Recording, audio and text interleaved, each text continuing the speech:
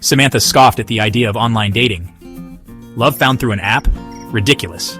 Love was spontaneous, a chance meeting at a bookstore, not a calculated algorithm. Yet, loneliness gnawed at her. Her friends, all coupled up, insisted she try Tinder. Just once, they'd pleaded. She relented, her finger hovering over the download button. A deep breath, a tap. The deed was done. Samantha meticulously crafted her profile, choosing pictures that screamed independent woman rather than desperate cat lady. The endless parade of shirtless gym selfies and fish-holding men did little to inspire hope. Then a profile caught her eye. Daniel. He was handsome, with kind eyes and a disarming smile. His bio mentioned a love for classic literature and vintage vinyl. Intrigued, she swiped right. A match!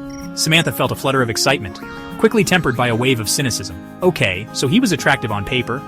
But were those genuine smiles or carefully curated facades?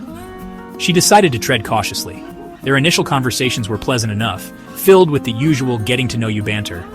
Daniel seemed different, though, more engaging, more intense. Days turned into a week, their conversations growing longer, more personal. Samantha found herself looking forward to his messages, a secret smile blooming on her face.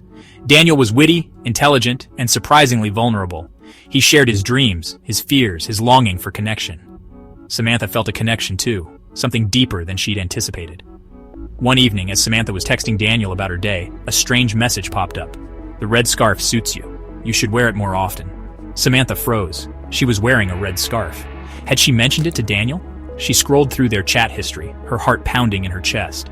There was no mention of a red scarf. "How did you know about the scarf?" she typed, her fingers trembling. A long pause followed. Samantha stared at the screen, a knot of anxiety forming in her stomach. Finally, a reply. "Just a lucky guess," Daniel wrote, adding a winking emoji. Samantha tried to shake off the unease. Maybe he'd seen it in her profile picture. Maybe it was a harmless joke, but deep down, a seed of doubt had been sown. The red scarf incident, as Samantha had come to think of it, lingered in her mind. She couldn't shake off the feeling that she was being watched, that her every move was being observed. Daniel's messages, once a source of comfort, now carried an unsettling undertone. He always seemed to know what she was doing, where she was going. "Enjoy your coffee at the usual spot," he'd text, when Samantha hadn't mentioned her daily caffeine fix. "Don't forget your umbrella, it looks like rain," he'd message, when the weather app on her phone showed clear skies. Samantha tried to rationalize his words, but the coincidences were becoming too frequent, too specific to ignore. She considered confronting Daniel directly, but the thought of appearing paranoid, or worse, scaring him away, held her back. Instead, she decided to test him. "I'm thinking of trying that new Thai place on Elm Street tonight," she typed, purposely mentioning a restaurant she had no intention of visiting. If he responded with his usual eerie accuracy, she would know something was truly wrong. The seconds ticked by, each one an eternity. Finally, his reply arrived. "Don't. They use MSG in everything." Samantha stared at the message, a chill running down her spine. He was right. She'd heard from a friend that the restaurant used MSG liberally, but how could Daniel possibly know that?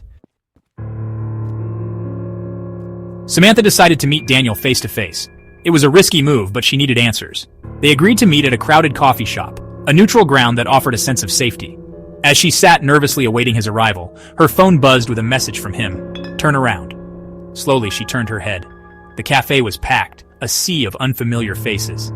"See, you're safe," Daniel's next message read, sending shivers down her spine. Suddenly, a hand touched her shoulder. Samantha jumped, her heart pounding in her chest. Standing behind her was a man, tall and nondescript, holding a phone in his hand.